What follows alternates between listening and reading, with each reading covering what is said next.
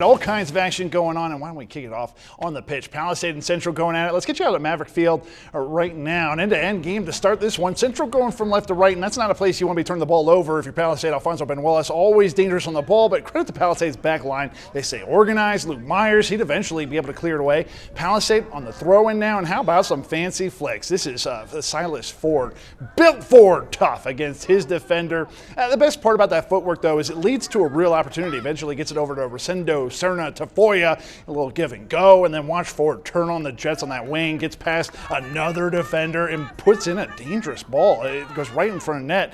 It was scored out to Liam Ferguson, but that shot was always going wide. That being said, Central survives the opening salvo. Later, Palisade trying to clear it out, turns kind of into a moment where you're playing out of the back, and you saw earlier in the highlights where it turned into a turnover. You don't want to have it happen again, but Benuelas just lurking out there ready to pounce. The ball comes his way, gets the shot off, but it has to be said, Myers coming away with a nice block again, playing hero early. Palisade trying to use that long ball forward. This could be a nervy moment if you're a defender. We're going to slow it down, but it's inch perfect slide tackle from Randy Moreno-Zamora. Makes contact with nothing but the ball. That turns into a dangerous free kick if it goes against you. Expert level stuff. And then later, how about him getting the block shot against Colton Finley, keeping the score like that nil. Later, more from Ford. Splits a couple of midfielders. You know he's got the pace, and he's going to use that against the Central center back.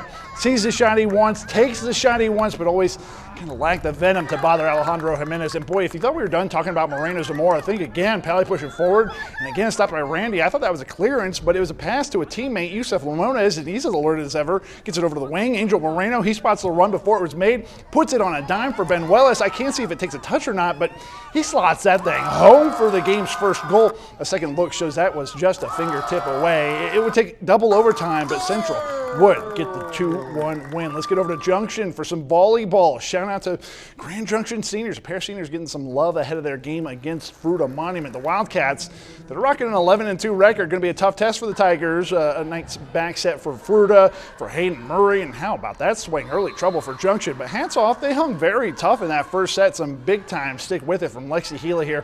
First shot gets blocked, but has a second stab at it and puts it out of the reach of the Wildcats. It's a close early set. Headline by some Tigers serves. How about this one from Taylor Beagle? Puts a lot of spin on that. Ace right there. And if you know anything about the Wildcat volleyball team, you know those long arms, they're going to come into play as we see a pair of frontline players just team up for the block. Later, another block coming your way. This time courtesy of Brady Thomas, and Cats up 7-4. But like I said, the Tigers, they stuck with it, man. A little kiss from Sierra Haltiner. Takes a deflection, but falls on Fruita's side. And here's what you love to see if you're a Fruita fan. How about that swing from Bailey Sparks from the outside? And later, Hayden Murray from the other side puts down an impressive shot as well. And have I mentioned the Tigers were hanging around? Watch this monster block from number 15, Healy. How about it? Not to mention more good serving. Another ace coming your way, this time from the junior Jordan Brown. That makes it a 1-point set, 23-22 Wildcats. It's spicy. Fruita, they take a timeout and they come out of the break ready to play. Watch that dive from Waite, and then the smack from Murray. Junction, they would get a point back though, so it's 24-23 set point. Junction serving. Fruita, they'll be able to get it back over. Kind of a harmless enough looking ball, but it finds that soft center court, and Junction won't be able to dig it out. Fruita wins set 1, 25-23, and would go on to win 3-0. We've got just enough time for a couple softball highlights. Fruita hosting Junction. Runner on third for Peyton Shear.